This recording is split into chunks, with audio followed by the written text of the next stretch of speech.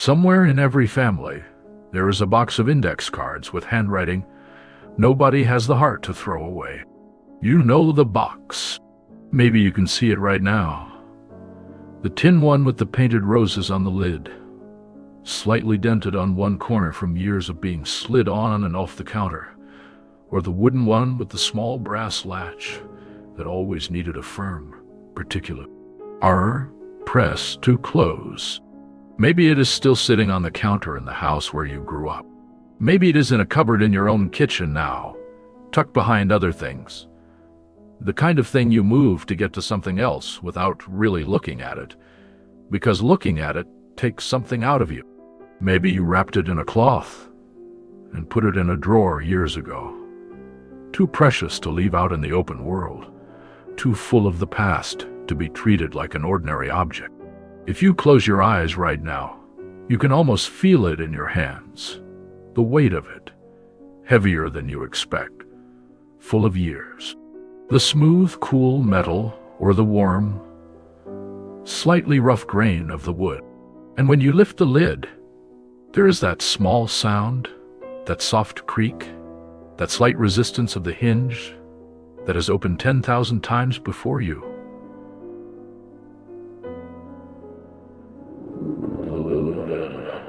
And then the smell comes up to meet you. And it is unlike anything else in the world. It is old paper, and vanilla, and a ghost of cinnamon, and something faintly metallic from the tin itself. And underneath all of it, the smell of a kitchen that no longer exists exactly as it was, of a woman who is no longer there, of decades of meals cooked and eaten and loved, absorbed into the paper fibers, and preserved in the dark of the closed box. The smell rising when you lift the lid is the distillation of everything that kitchen ever made, every Tuesday dinner and Sunday pie and Christmas batch of cookies, everything that ever stood near the box while the cards were out on the couch. Ninterdar. That smell is not nothing. That smell is everything. And inside, the dividers first, with their paper tabs, each one labeled in neat black print or in handwriting that matches the cards. Appetizers, soups, salads, main dishes, vegetables, breads, desserts, cookies, cakes, pies. The tabs sometimes faded to near invisibility from the kitchen light and the years, sometimes still crisp and clear. And behind each divider, the cards, white and pale yellow, and the palest pink and the softest green, the pastel colors of a 5 and dime store. The kind you bought in a cellophane-wrapped pack at Woolworth's for a few cents.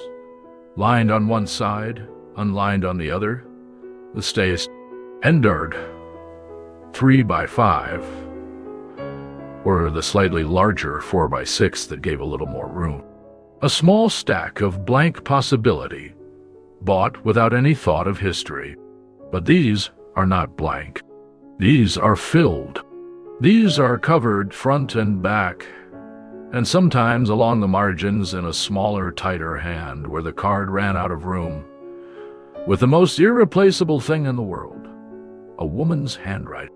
Now, before you go any further through this box, before you pull out the card you are already reaching for, the one you can almost feel between your fingers, the one you could find without looking, there are two things you need to know. Two things that will only make complete sense once you have gone deeper into the cards, further into the box. The first is this. In almost every recipe box from that era, there is one card that was never used, never stained, never worn, never soft from handling, perfectly preserved, a recipe written down or carefully clipped with the best of intentions, folded into the box behind its divider, and never once made. And that card, in its untouched and flawless condition, says something that none of the beloved, battered, butter-stained cards can say. Something quieter than love. And just as true, we will come back to it. The second thing is an ingredient. It appears over and over in the oldest cards in these boxes, in the handwriting of grandmothers and great-grandmothers, and the recipes that passed from one generation to the next, before anyone thought to write them down. It is a single word, written with complete confidence and complete naturalness, the way you would write any ordinary thing that everyone around you understood. And it is a word that younger cooks have never seen on any grocery shelf, never encountered on any modern recipe website, never found on any card written after, say, 1960. A single word that is a time machine, a portal, a direct passage into the kitchens of the 1930s and the 1940s, and the women who stood in them, morning after morning, making something out of almost nothing. We will find it together, a little further in. For now, pick up the first card. Go ahead. Oh. Pull it gently from behind its divider. These cards are soft from handling. The edges rounded and slightly furred from years of being pulled out and replaced and pulled out again. The surface so worn in places that the paper has changed its nature entirely. No longer crisp and lightly smooth the way a new index card feels, but something between paper and textile, something that has absorbed the kitchen and become part of it. The card you are holding right now has a butter stain in the upper right corner, brown and translucent where the fat soaked into the fibers in a year you will never know. There is a faint dusting of flour caught along the lower edge. The ink is still clear, but the paper around it has softened and dimmed, the way everything dims gently with love and time. And the handwriting, you know it. You would know it anywhere. Do you have a box like this? Can you see it right now, on the counter or in the cupboard? Can you see the handwriting on the cards you remember best? And can you still hear the voice of the woman who wrote them? The handwriting in these boxes came from a different world of learning. The women who wrote these cards were taught penmanship in schools that treated it as a serious discipline.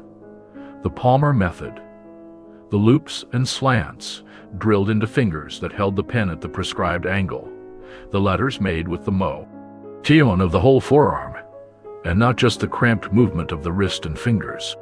The discipline of those lessons is visible decades later in the consistency of the stroke, in the steadiness of the line, in the care with which even a hurried note was formed.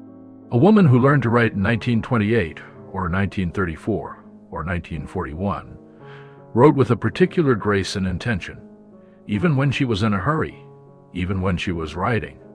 Nothing more significant than a recipe for oatmeal cookies on a Wednesday afternoon. Oats. And yet, the handwriting in these boxes is as individual as the women themselves. There is the careful, upright cursive of a woman who took her time with everything. The letters formed with patience, the ink a rich and deep blue-black, a Parker pen perhaps, the capitals slightly flourished, the small letters even and precise, the lines straight, even without a rule. There is the looser, more urgent hand of a woman who wrote recipes the way she talked, quickly and warmly, and slightly breathless, a few words running together. The slant increasing as the recipe went on, and she was already thinking about the next thing she needed to do, the ink occasionally smearing where her hand passed over a letter still wet. There is the occasional printed hand, neat block letters, deliberate, from a woman who preferred clarity to elegance, who wanted anyone who needed the recipe to be able to read it without question. Wow. And there are the cards typed on a manual typewriter, the Remington or the Underwood. The keys slightly uneven so that certain letters sit a fraction higher than their neighbors, the ribbon occasionally running pale and leaving a word in kale and leaving a word in it. Ghost gray rather than black, the corrected typo, marked with a cluster of X's above which the right letter was typed. The whole thing carrying the particular rhythm and music of machine-made words in an era when the machine itself still felt T, like a small wonder. Each of these handwritings is a person.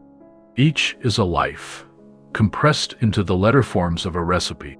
She might have been sitting at the kitchen table when she wrote this particular card. The table covered with an oilcloth that was easy to wipe clean, the pattern worn smooth in the spots where hands rested, the chairs solid and familiar around it.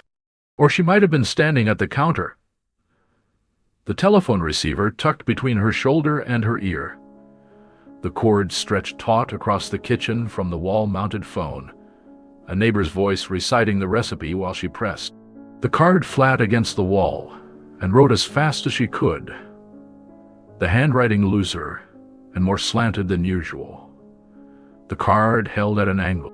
Later she would go back and read it over, add a note or a question mark, make sure she had gotten every ingredient. The recipe for the coffee cake, the one with the streusel topping, the one that came from Grace Ellison down the street, that one was written standing up on the phone. You can feel it in the script. That is how many of these cards came into being. Over the telephone, between women who shared recipes, the way they shared everything that mattered. You asked about the cake you had at her house Sunday after church. She told you to call her. You called Tuesday morning, a pad of index cards nearby on the counter, and you wrote as she talked, the card pressed against the wall, the pen moving fast. And then you made the cake the first time with the card propped against the canister set, reading as you went, and afterward you wrote at the bottom, excellent or very good. Everyone loved it, or in the best case, 3 words that told the whole story, made twice already. And that small note,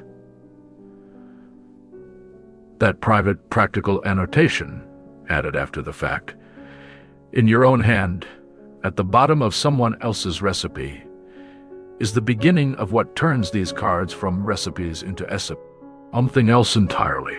Think about the notes, the small handwritten additions that were not part of the original recipe, the amendments and adjustments and personal asides written in the margins or across the bottom of the card, sometimes in a different pen, sometimes in pencil, addies, D-days, or years, or decades after the recipe was first copied down. Double for Christmas.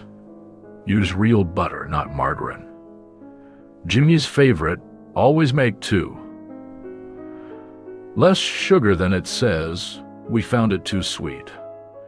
From Margaret's Kitchen, 1963. Don't let the crust get too dark. A small star drawn in P. Nensil in the upper corner, pressing down firmly enough that you can still feel the indentation on the front and back of the card. An X marked in red ink part. The word easy underlined twice with a straight line. Cheap and good. Nana used to add a pinch of nutmeg. Try it. A small, urgent parenthetical. Do not use salted butter.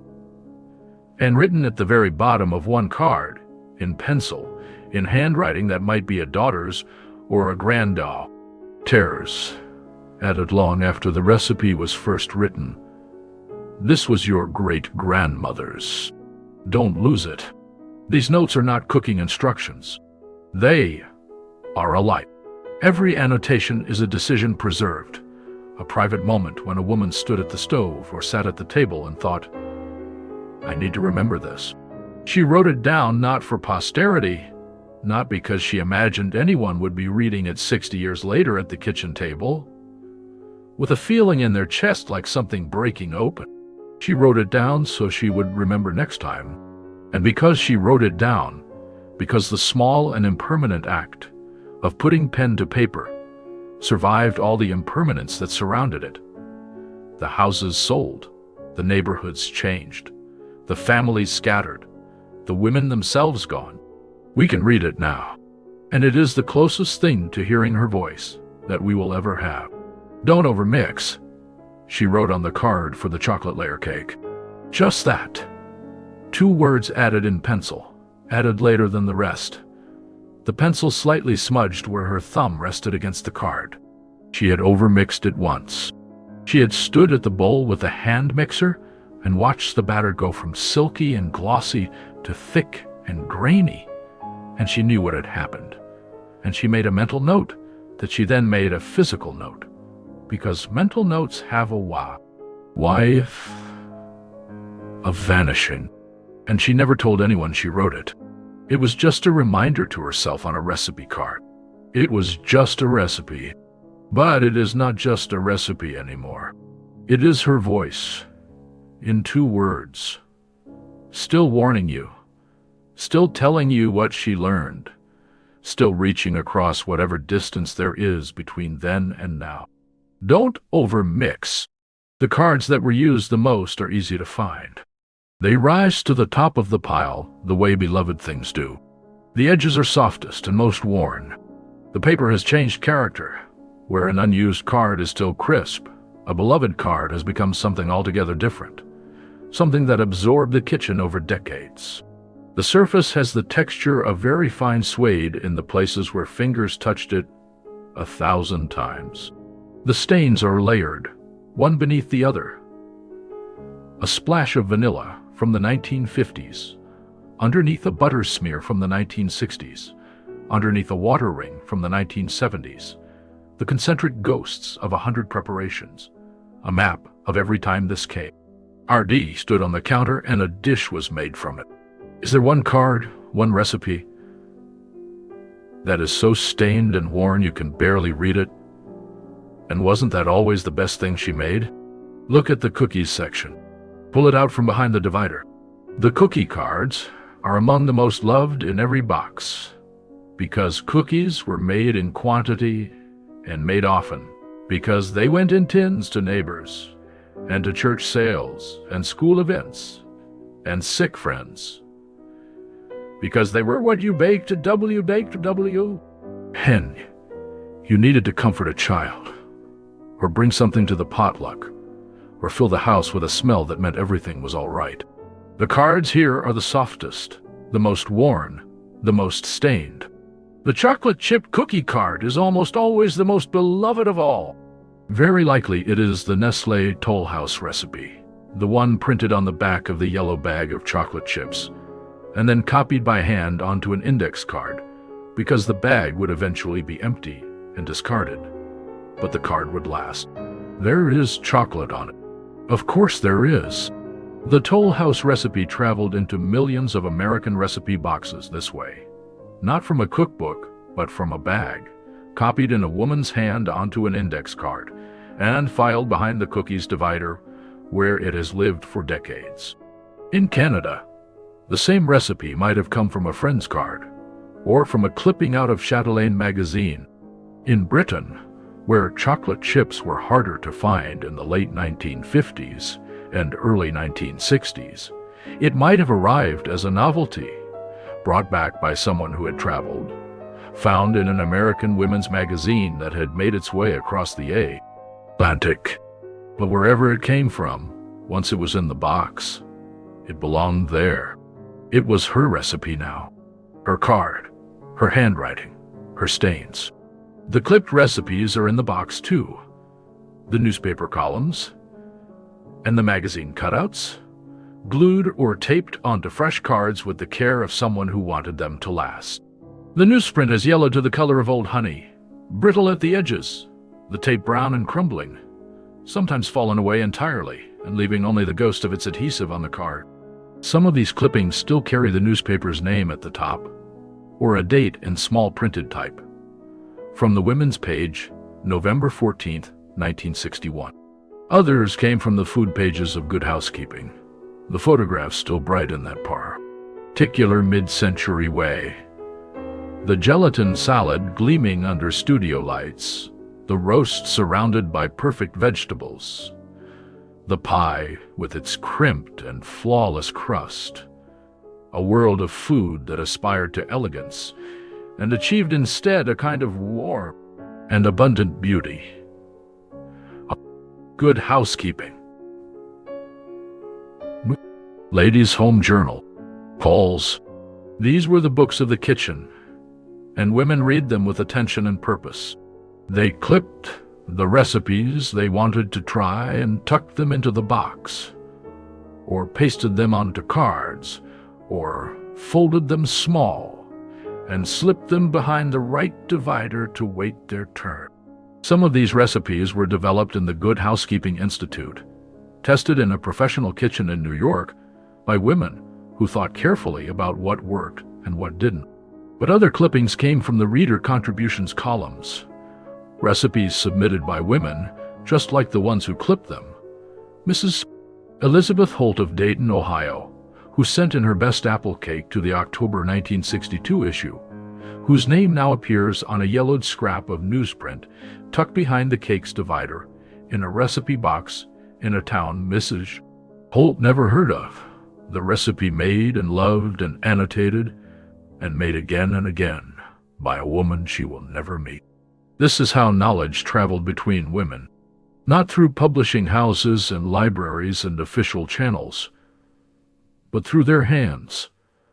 A recipe clipped, a recipe copied, a recipe folded into an envelope and mailed to a daughter who had just gotten married and set up her first kitchen, and didn't know how to make the birthday cake her mother had always made.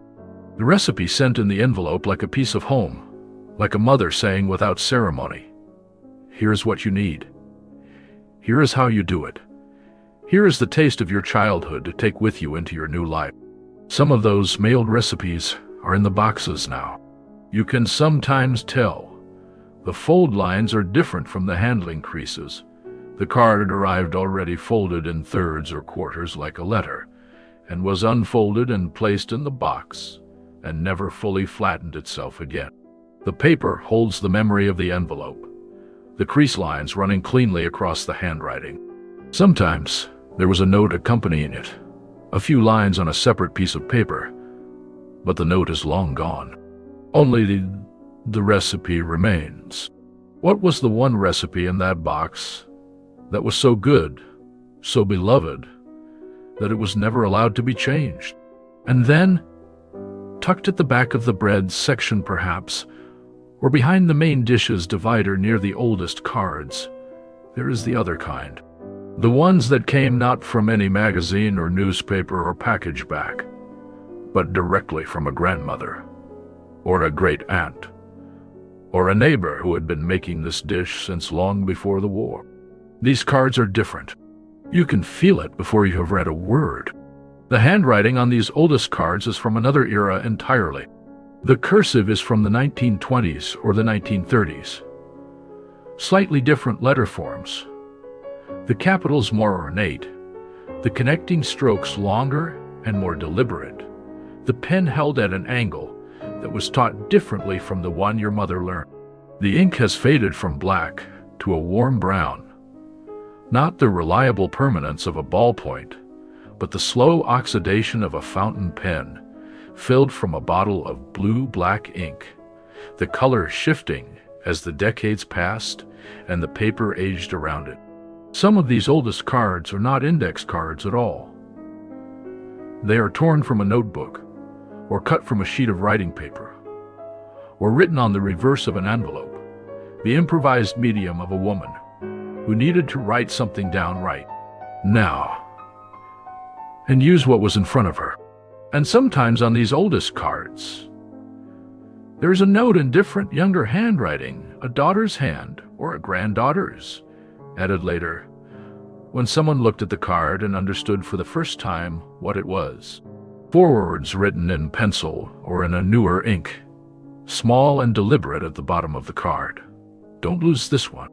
And here, on these oldest cards, in the handwriting of women who were born in the first years of the 20th century, Anne D., who cooked through the hardest decades of it, here is where you will find the ingredient that is the time machine. It appears in the butter cake recipe, and in the pie crust, and in the biscuits, written with complete naturalness in the confident hand of a woman who would have been genuinely puzzled to know that the word itself would one day become strange. E would become something younger cooks looked at and tilted their heads over. The word is this: olio. Olio.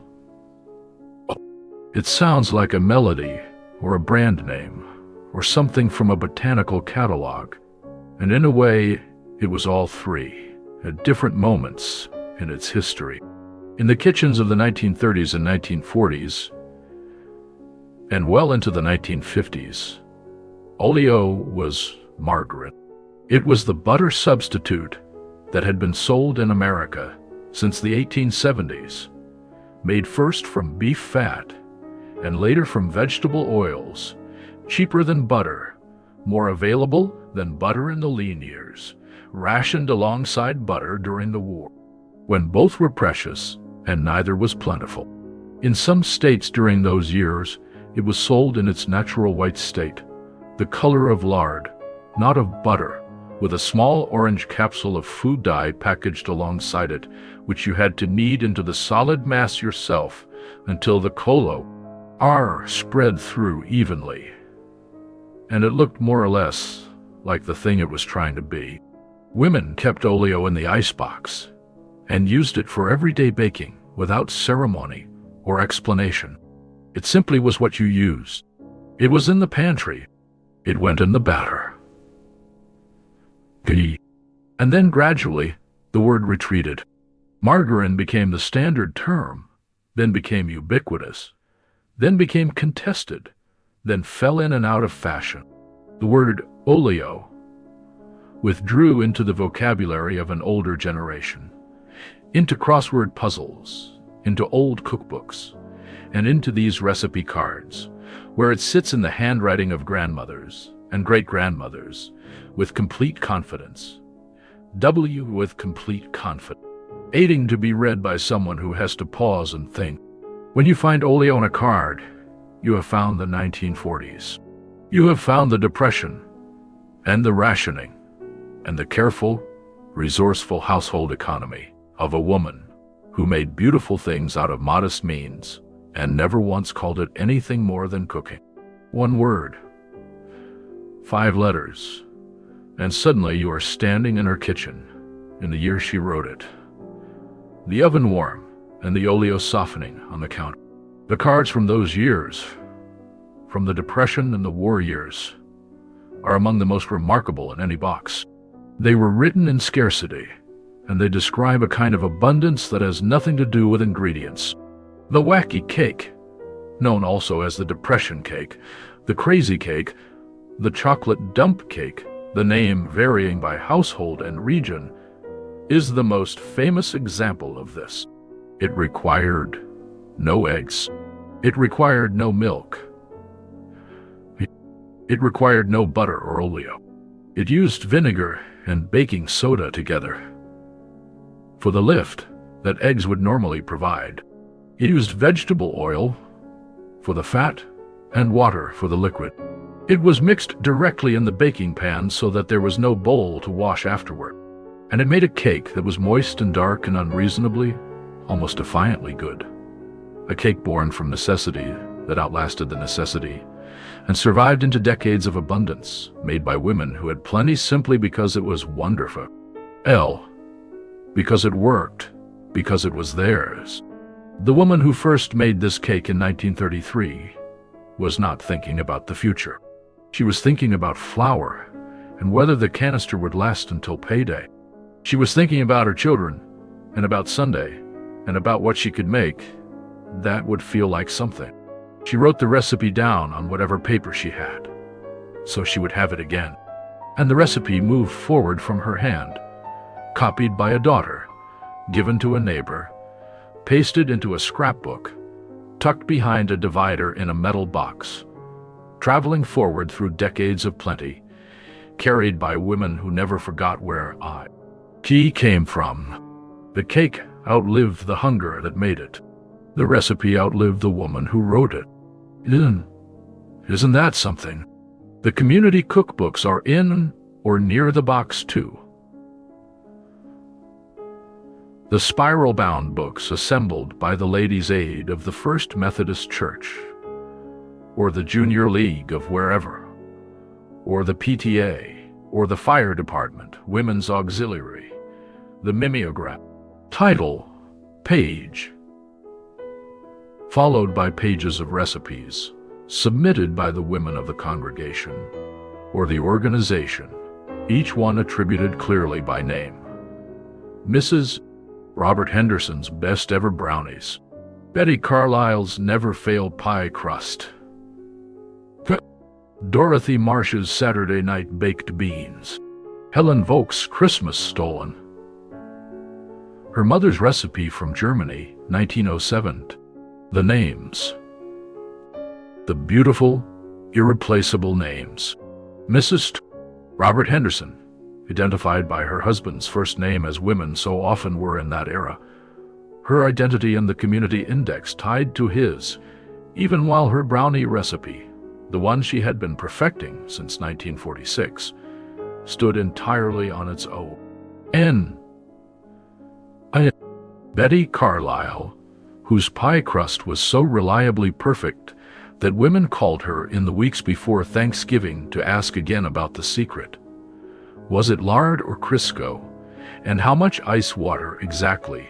And did she really add a teaspoon of vinegar? Dorothy Marsh, who soaked her beans every Friday night and whose baked beans on Saturday were so much better than anyone else's, that the women of the congregation quietly stopped entering their own into the potluck and brought something different. Ferrant instead, leaving the field to Dorothy without making it a competition. Helen Vogt, who made her mother's stolen every Christmas beginning in late November, the kitchen smelling for 2 weeks of cardamom and candied fruit, and the warm yeast smell of bread coming to life. The loaves wrapped carefully in a cloth, and distributed to the neighbors as gifts. The recipe printed in the church cookbook, a gesture of sharing that said, "Here is where I come from. Here is what I carry. Here is the thing I give to you." Every one of these women had a recipe box. Every one of them had cards in it, handwritten, worn, annotated with the small private notes of a life in the kitchen. Do you still have your mother's or grandmother's recipe box?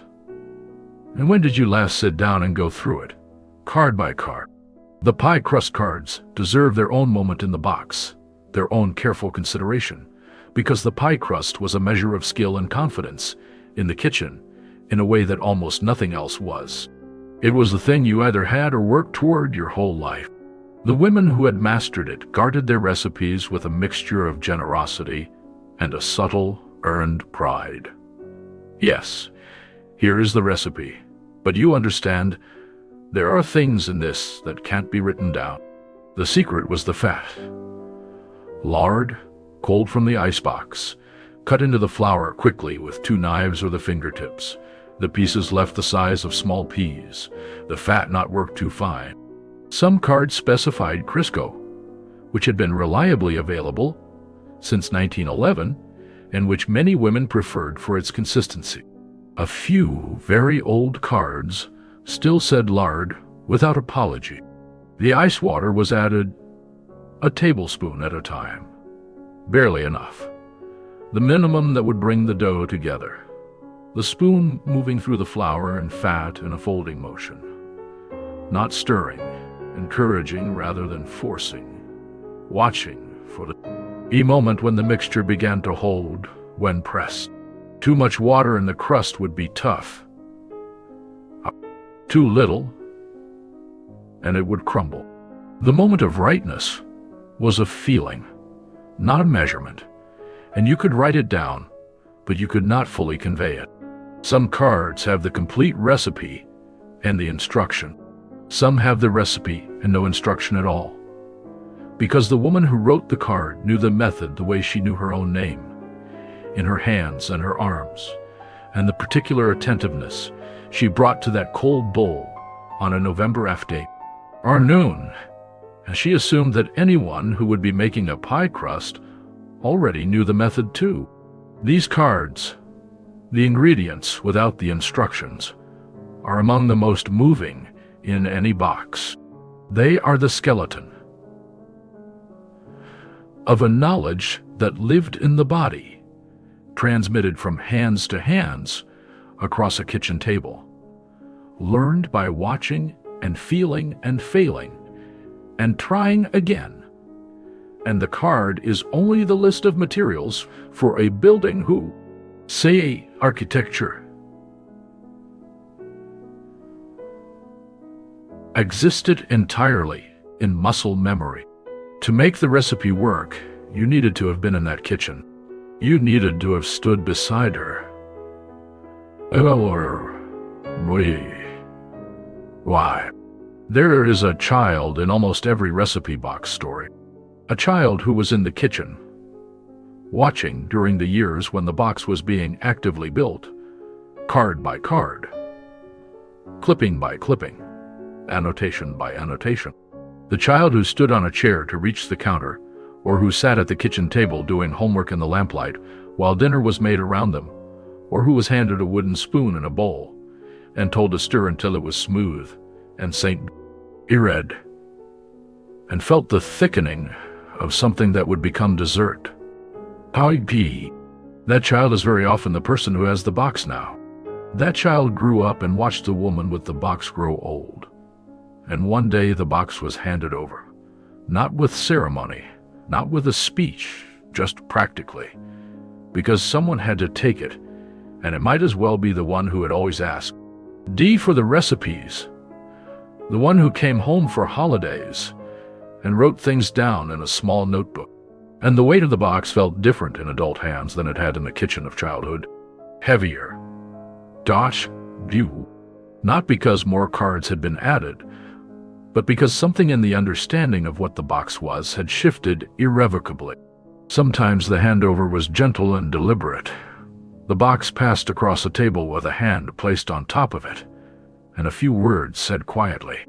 Sometimes it happened in the days after something. A hospital visit, a house being closed and sorted, a day when you were going through the kitchen and came across the box, and put it in a bag to take home without quite deciding to, only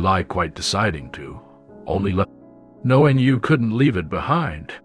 And later, at home, alone in your own kitchen, you opened it. You went through the cards one by one, and for the first time, you read them not as recipes, but as letters, as correspondence from someone who was no longer writing to anyone. The handwriting on these cards is the last writing she will ever do. It is a strange and very quiet truth, this. The pen made those marks. The hand that held the pen is gone, but the marks are still here. The loop of the G and the slant of the T and the particular way she made a capital B, the slightly higher cross on the T that was just hers, the small comma placed after one cup flour, as if the recip needed that moment's pause. And these marks will not change or fade the way everything else has. The recipe box was closed. The handwriting was preserved. It is exactly as she left it. The house is gone, or changed past recognition. The kitchen is gone. The smell of it is gone except as memory. The clothes are gone. The furniture is gone. But the handwriting on the card is here, and it is hers, and it is still doing what it always did, giving instructions, sharing knowledge, feeding the people she loved, still, decades later, across whatever distance lies between then and an or. Now, this is the archaeology of the heart. This is what we mean when we say that ordinary objects are sacred. Now, let us resolve the first thing. The thing that was set aside earlier. Go back through the box. Go to the section where you know it is, the card that was never used. You may find it in the cakes section, or in the dessert section, or tucked at the back of breads, depending on the ambitions of the woman who kept the box. And you will know it when you find it. It is perfectly preserved. The edges are still crisp. There are no stains, no wear, no softening of the paper surface. It may be a newspaper, clipping mounted carefully on a fresh card, a recipe for something ambitious, a layered torte, perhaps, or an elegant molded salad, or a soufflé. The kind of dish that required more planning and confidence and time than the ordinary week allowed. Or it may be a recipe in someone else's handwriting, written at a party, or over coffee, on a card that was folded into a purse, and then added to the box with the full intention of making it soon. Soon never came, or the occasion that seemed right never quite arrived, or the right ingredients were hard to find, or she chose, when it came to Sunday or Christmas or a birthday, the things she knew. The chocolate cake that always worked, the pie crust she could make without looking at the card anymore. The ambitious card stayed at the back of its section, pristine, waiting. And what does it mean? This perfect and untouched card, placed beside all the others that are worn to the softness of old cloth. It means that she had plans that were not carried out, that she was curious, that she hoped, that she tore the recipe from the paper or wrote it down from a friend's telling because something in her said, "I want to try that someday."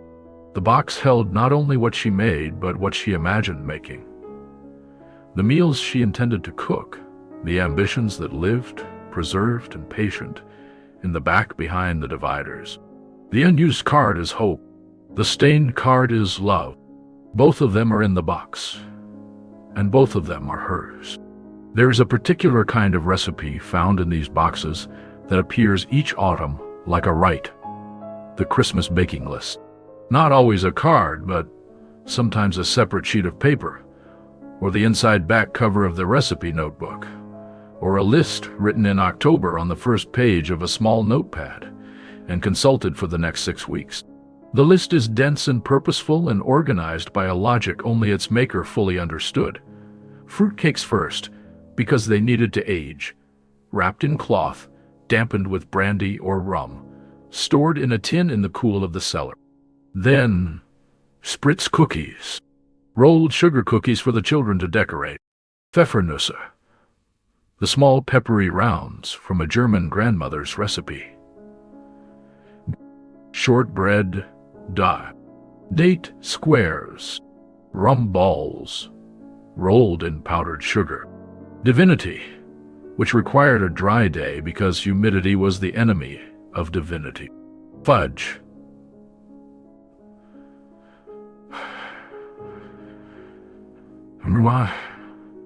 or peanut brittle. Each item on the list had its own card in the box, its own history of use, its own accumulated annotations from 20 or 30 Christmases. The Christmas baking was not an afternoon's work. It was a month's project. Beginning in November, the kitchen reorganized for scale. The good storage tins brought up from the cellar and washed and dried and lined with waxed paper.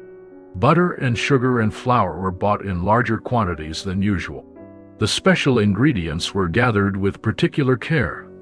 The good vanilla, the almond extract, the glacéd fruits, the pecans.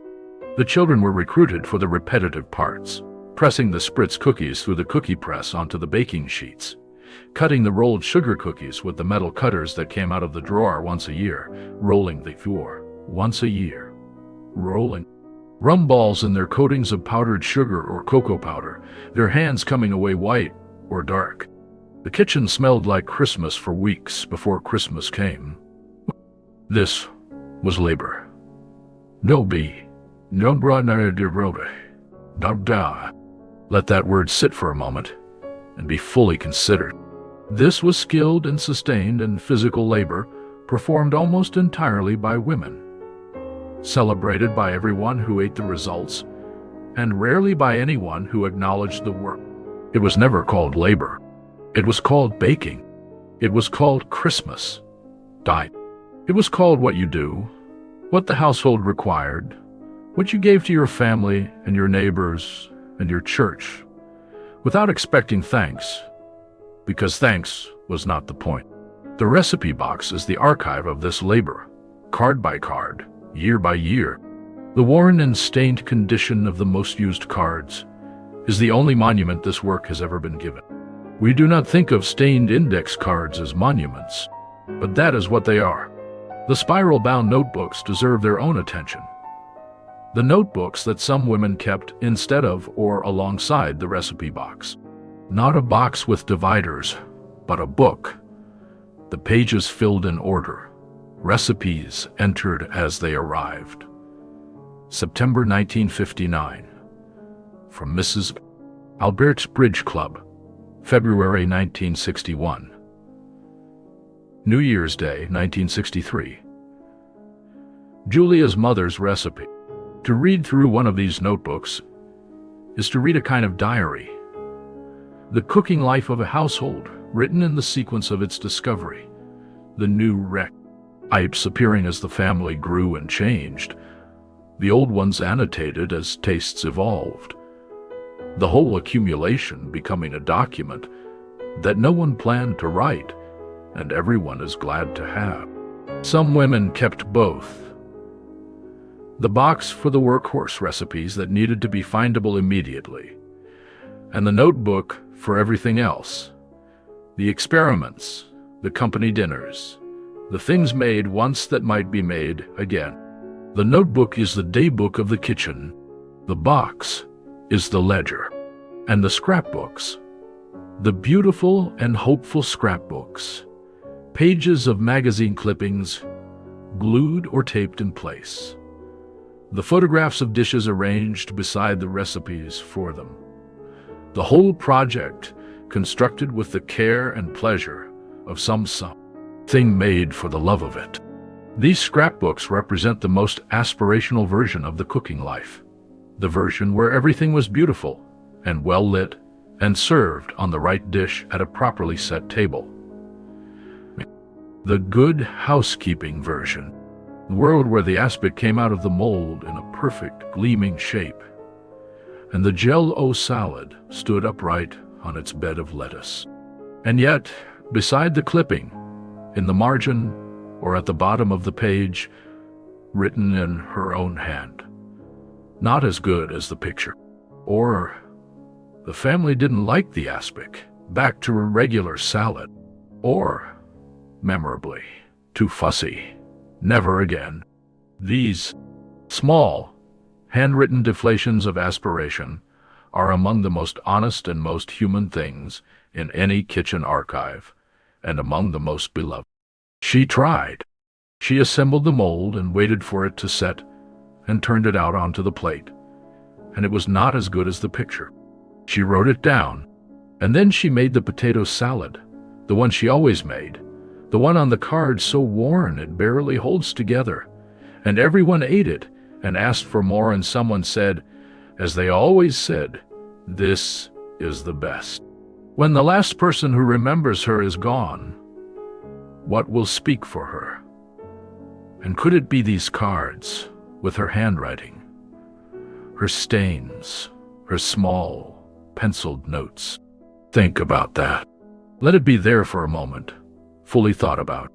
Because this is the thing about these recipe boxes, the thing that makes them more than boxes of cards, more than cooking archives, more than objects of nostalgia, however tender and true that nostalgia is. These boxes are the last handwriting of women who were not famous and left no public record. Women who taught and raised and fed and cared and made and repaired and organized and sustained everything around them, day after day, and received very little lasting acknowledgement for any of them. Their names are not on buildings. Their portraits are not in any gallery. Their words are not in any archive. What they left.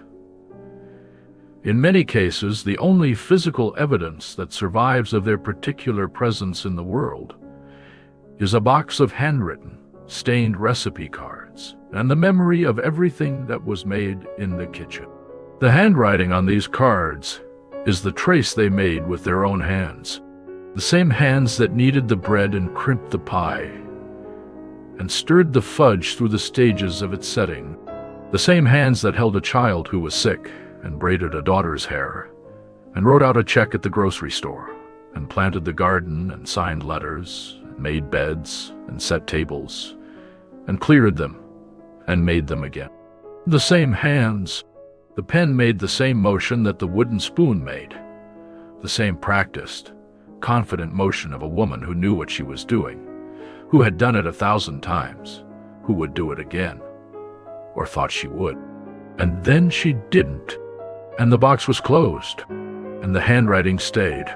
If you have a box like this, you have a treasure. If you don't, you know someone who does.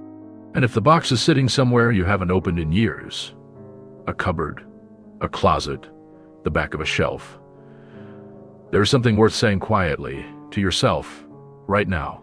Open it. Take out the cards one by one. Read the handwriting. Read the annotations. Find the stained ones, the beloved ones, the soft ones worn to the texture of cloth. Find the one recipe that was so good it was never allowed to change.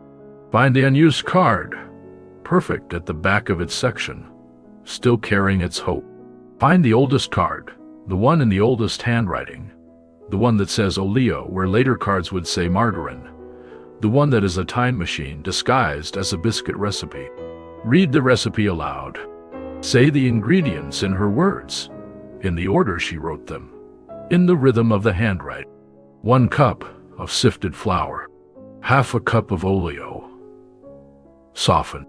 2 eggs, beaten separately. 1 teaspoon of vanilla .thai. Bake until done. Say the words she wrote and hear them in her voice. She's in those words. She is still giving instructions in those words. She wrote them so you would know what to do. And here you are, decades later, in a different kitchen, and you know what to do. The smell of old paper and vanilla and time is not sentimental. It is not merely the trigger of pleasant memories, though it is that too. It is the preserved exhalation of a kitchen that made things, day after day, year after year, without ceremony or record. And the smell of it is the smell of that making. It is the smell of a woman who stood in a kitchen and cooked and fed and wrote things down so the people she loved could make them too. It is the smell of love made practical, and practical made physical, and physical made, against all the indifference of time, into something that persists. The cards that are most worn and most stained are the most important. They are the record of the recipes she made most often, for the people she loved best, on the days when the kitchen was the warmest place in the house, and the smell of what was cooking was the smell of safety and belonging, and being fed by someone who knew exactly what you needed. The stains are not damage. The stains are evidence. The butter stain in the corner is the proof that she reached for this card on 100 cold mornings, that she pulled it out of the box and propped it against the sugar canister and went to work. The vanilla splash is the proof that she was standing right there, batter in one hand, bottle in the other, moving quickly because there were things to do. The flour dusting and the lines of the handwriting is the proof that this card was alive in the kitchen, that it participated in the making of things, that it was not preserved, but used. She used this card, and it bears the marks of use, and the marks are the marks of her hands, and her kitchen, and her life in that kitchen. And they are precious beyond any measure that applies to precious things. There is one more thing to say. One more thing. And then the lid goes back on. The recipe box. The real one. The one you are thinking of right now. The one that sat on the counter in your mother's kitchen or your grandmother's kitchen was not precious when it was in daily use. It was not kept under glass. It was not treated with reverence. It sat among the other things on the counter. The salt and pepper shakers, the canister set for flour and sugar and coffee, the dish drainer, the ordinary furniture of the kitchen. And it was opened and closed without ceremony, and the car, the S, were pulled out and propped and stained and replaced without anyone pausing to note that anything significant was happening. It was just a recipe box. It was just what you kept recipes in. It was useful, and it was there, and nobody thought twice about it. That is the most remarkable thing about it. It was not a monument when it was being made. It became a monument only after the making stopped. While it was in use, it was practical. It was the opposite of precious. It was the workaday, ordinary object of a working kitchen. And then the kitchen went quiet, and the box was closed, and someone picked it up and held it, and felt it become, in that moment, something they could not have put into words, but could not mistake. The most important thing in the room. Because inside that small metal or wooden box, behind the paper dividers with their faded tabs, in the handwriting of a woman who held a pen, and a wooden spoon with equal competence and equal care, and never once thought of either as anything other than what they were. Inside is the whole record of how she loved you, measured in cups and teaspoons, and written in ink that has faded just slightly with the years, but has not gone. Annotated in pencil with the small private notes she never imagined anyone else would read. Use real butter, Jimmy's favorite. From Margaret's Kitchen, 1963. This was your great-grandmother's. Don't lose it. The lid of the box makes that small sound again. The soft creak, the slight resistance of the hinge, and you replace the last card, the most beloved and worn card, back behind its divider. The box closes. The smell lingers for a moment in the kitchen air. Vanilla and old paper, and time, and the faint ghost of every dish these cards ever made. And then it settles back into the closed box, into the dark where it keeps. She is in the box. She has always been in the box. She will always be in the box. And you know where it is. And now you know what it is.